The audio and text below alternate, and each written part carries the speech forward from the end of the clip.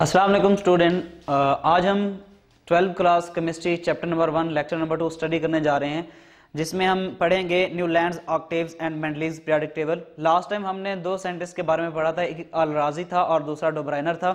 उन्होंने भी अपने तौर पर जो है वो पीरियोडिक टेबल पेश की थी, और आज जो है वो हम न्यूलैंड्स के बारे में पढ़ेंगे कि उसने किस तरह से पीरियोडिक टेबल पेश की, मतलब पीरियोडिक टेबल दी और किस तरह उसकी उसमें क्वेश्चन दी।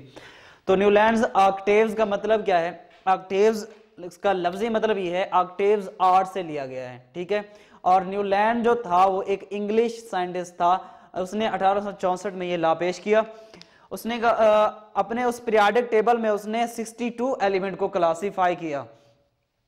न्यूलैंड्स ऑक्टेव था क्या? बेसिकली उसने जो अपना लॉ पेश किया वो ये था कि if the elements are arranged, कि हम एलिमेंट्स को क्या करें, अगर अरेंज करें। अब किस तरह से अरेंज करें? इन increasing order of their atomic mass, इस तरह से अरेंज करें कि उन एलिमेंट्स का एटॉमिक मास जो है वो इंक्रीज हो रहा है, यानी 1 बाय 1 जो है वो उनका एटॉमिक मास क्या हो, इंक्रीज हो। तो उसके बाद ये है कि every 8th element has the same properties as the first one, कि उसमें यह है कि हर 8वें एलिमेंट की जो प्रॉपर्टी होगी वो पहले एलिमेंट की प्रॉपर्टी के बिल्कुल क्या होगी, इक्वल होगी। इसको इस तरह से हम देखेंगे कि उसने उसके पीरियोडिक टेबल में जो उसने न्यूलैंड्स ने अपना पीरियोडिक टेबल पेश किया, उसमें मौजूद जो यहाँ पे एलिमेंट्स हैं वो इस तरह लिखे हुए हैं कि lithium, beryllium, boron, carbon, nitrogen, oxygen, fluorine. ये उसने इसको अरेंज किया by increasing their atomic mass, एक के बाद दूसरे एलिमेंट का जो एटॉमिक मास है वो बढ़ रहा है, ठीक है। इसी तरह उसने क्या किया, अरेंज किया। फिर उसने ये कहा कि अगर हम इसी लिहाज से इसको अरेंज करें तो जो 8वें एलिमेंट की प्रॉपर्टी होगी, ठीक है, इस तरह काउंट करें 1 2 3 4 5 6 7, जो 8वां एलिमेंट आएगा उस 8वें एलिमेंट की जो प्रॉपर्टी होगी वो पहले एलिमेंट की प्रॉपर्टी जैसी ही होगी, ठीक है। तो इस लिहाज से ये फर्स्ट है और ये क्या है, 8, तो इन दोनों की प्रॉपर्टी क्या होगी, ये बिल्कुल सेम होगी। और उसके बाद अगर हम इसको 1 कंसीडर करते हैं तो 8वां एलिमेंट क्या होता है, ये बनता है। अगर इसको 1 कंसीडर करते हैं तो 8वां एलिमेंट ये। तो फिर क्या होता है, यहाँ पे हमको ये पीरियोडिसिटी देखने को मिल रही है कि आफ्टर रेगुलर इंटरवल क्या हो रहा है, प्रॉपर्टीज जो होती हैं वो रिपीट हो रही हैं। तो प्रॉपर्टीज का रिपीट होना क्या कहलाता है, पीरियोडिसिटी कहलाता है। तो इस तरह से हमें इसके पीरियोडिक टेबल में जो है वो क्या देखने को मिला, पीरियोडिसिटी देखने को मिली। और दूसरा ये भी बताया जाता है कि ही वाज म्यूजिशियन, उसने जो है अपने इस पीरियोडिक टेबल को इस तरह से पेश किया जैसे मौसीकी के सुर होते हैं। आजकल तकरीबन जो है ये इन सुरों के बारे में तकरीबन हर कोई जानता है। जिस तरह पहला सुर जो है उसका सा रे गा मा पा दा नी सा, यानी कि अगर आप काउंट करें तो सा से शुरू होता है और सा पे ही खत्म होता है, ठीक है। तो इस तरह से क्या होता है कि यहाँ पे अगर आप लिथियम से स्टार्ट होते हैं तो सोडियम पे अगर आप एंड करते हैं फर्स्ट और 8, तो जिस तरह यहाँ पे फर्स्ट सा से शुरू हुआ और सा पे खत्म हुआ, तो इसका मतलब ये दोनों सेम है, तो ये भी क्या होंगे, दोनों सेम प्रॉपर्टीज ही रखते होंगे। इसके कुछ मेरिट्स थे जो इसके मतलब के मेरिट्स में जो पहला इसका जो शामिल है कि he was the first person जिसने जो है पीरियोडिक टेबल जो है वो इंट्रोड्यूस कराया। पीरियोडिक टेबल का लफ्ज जो सबसे पहले इंट्रोड्यूस कराया था वो न्यूलैंड्स ही था। उसके बाद इसके मेरिट्स में एक और बात शामिल होती है कि इसके पीरियोडिक टेबल में पीरियोडिसिटी जो है वो ऑब्जर्व की गई। पीरियोडिसिटी जैसे मैं आपको पहले बता चुका हूं कि एलिमेंट्स की जो प्रॉपर्टी है वो एक रेगुलर इंटरवल के बाद जो है वो रिपीट हो रही हैं, तो इसमें भी आपने ये इंक्लूड करना है कि पीरियोडिसिटी वाज ऑब्जर्व्ड। इसके बाद इसके पीरियोडिक टेबल में कुछ डीमेरिट्स थे।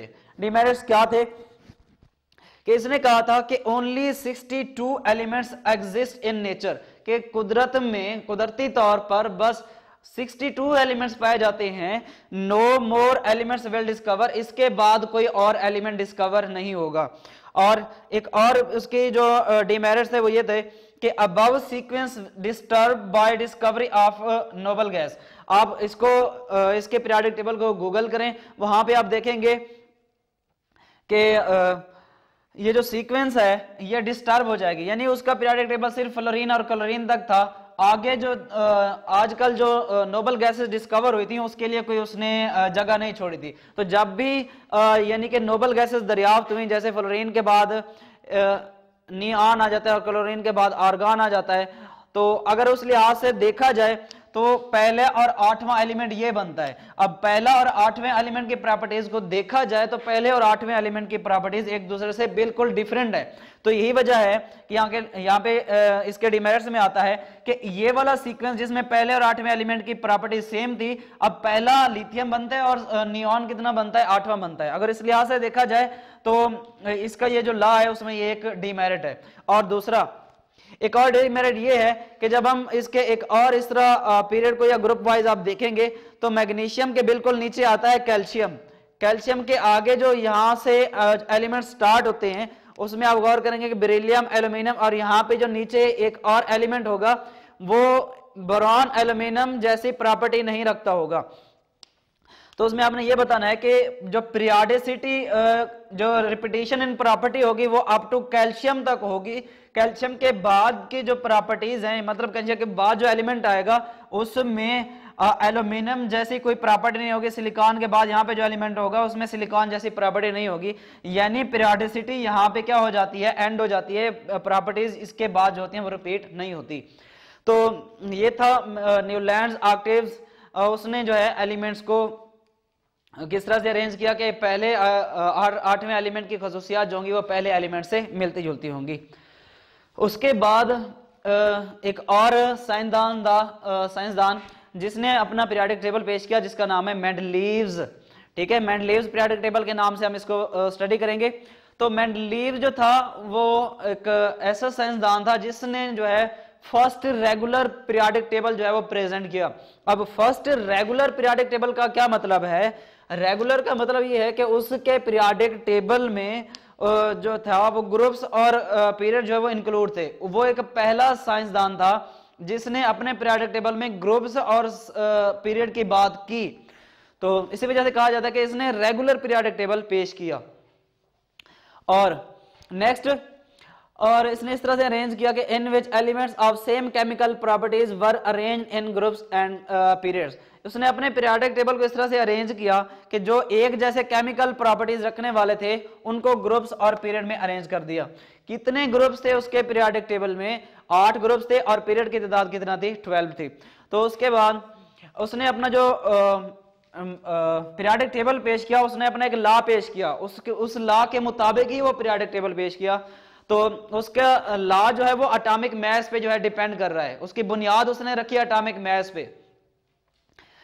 उसने क्या कहा? उसने कहा कि if elements are arranged in increasing order of their atomic masses, कि अगर मैं एलिमेंट्स को उनके बढ़ते हुए एटॉमिक मास के लिहाज से अरेंज करूं, ठीक है, जिस तरह मतलब हमने यहाँ पे उनको एलिमेंट्स को उनके बढ़ते हुए एटॉमिक मास की बुनियाद पर क्या किया? अरेंज किया। तो उसने भी बिल्कुल ऐसा ही किया। तो उसने ये कहा कि there chemical properties repeat in a periodic manner. उसने भी यही लफ्ज यूज किया कि अगर मैं उन एलिमेंट्स को अरेंज करता जाऊं तो एक रेगुलर इंटरवल के बाद जो है वो प्रॉपर्टीज जो होंगी वो रिपीट होंगी। यानी क्या देखने को मिलेगी? एलिमेंट्स में पीरियोडिसिटी देखने को मिलेगी, यानी रिपीटिशन इन प्रॉपर्टीज जो होंगी वो अकर होंगी। ठीक है, अगर क्या करें? एटॉमिक मास की बुनियाद पर रिपीट करें। तो उसके बाद इसके इस पीरियोडिक टेबल का जो उसने पेश किया, मेंडलीव्स के पीरियोडिक टेबल, उसकी सिग्निफिकेंस क्या थी? उसने जो है उस वक्त तक जो एलिमेंट डिस्कवर हो चुके थे उसके अलावा उसने उसने ये कहा कि अगर हम एलिमेंट्स को इसी तरह उनके एटॉमिक मास के लिहाज से जो है वो क्या करें? अरेंज करें, तो मजीद यानी उस बाकी टोटल मिलाकर 105 एलिमेंट्स को क्या कर सकते हैं? उसको सिस्टमैटिक वे में हम क्या कर सकते हैं? स्टडी कर सकते हैं। और इसके बाद उसके एक और सिग्निफिकेंस ये है कि प्रिडिक्शन ऑफ न्यू एलिमेंट्स। उसने क्या किया? जो उस वक्त तक डिस्कवर नहीं हुए थे, मतलब उसने ये कहा था कि फ्यूचर में कुछ ऐसे एलिमेंट्स भी होंगे जो डिस्कवर होंगे। तो उसके लिए उसने क्या किया? कुछ गैप्स, कुछ एम्प्टी स्पेसेस, ठीक है, वो छोड़ दी फॉर अनडिस्कवर्ड एलिमेंट्स। खाली जगह छोड़ दी कि जो भी एलिमेंट आएगा उसकी प्लेस ये होगी।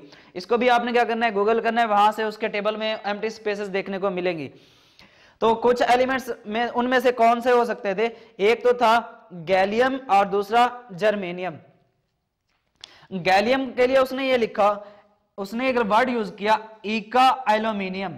ठीक है, इका एल्यूमिनियम। इका का मतलब है कि first one step below the aluminium. अब इसका क्या मतलब है, इसके लिए ये आपने ये देख सकते हैं कि ये इस गैलियम की जगह है जो उसने क्या की थी, खाली छोड़ी थी।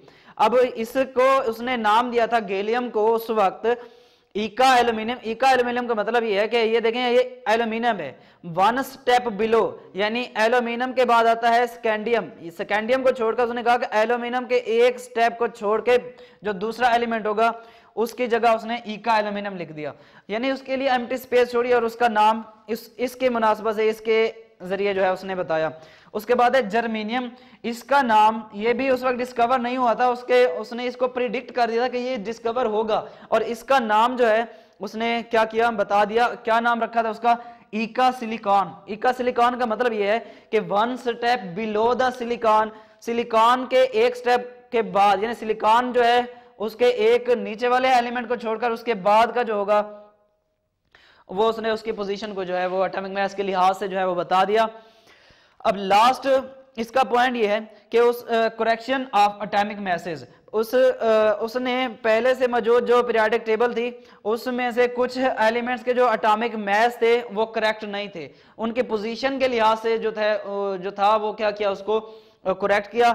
जैसे बेरिलियम की पोजीशन ठीक नहीं थी, उसका एटॉमिक मास मतलब जो था वो गलत दिया हुआ था, ठीक है। और उसके बाद गोल्ड का, प्लैटिनम का और इंडियम वगैरह का, इन सब के जो एटॉमिक मास थे वो क्या थे, गलत थे। तो उसने भी क्या की, इसकी करेक्शन की। तो ये मेंडलीव्स के पीरियोडिक की सिग्निफिकेंस है। इंशाल्लाह नेक्स्ट लेक्चर में हम इंप्रूवमेंट्स इन मेंडलीव्स पीरियोडिक टेबल, इसके पीरियोडिक टेबल में भी क्या थे, कुछ डिमेरिट्स थे जिसको हम डिटेल से स्टडी करेंगे।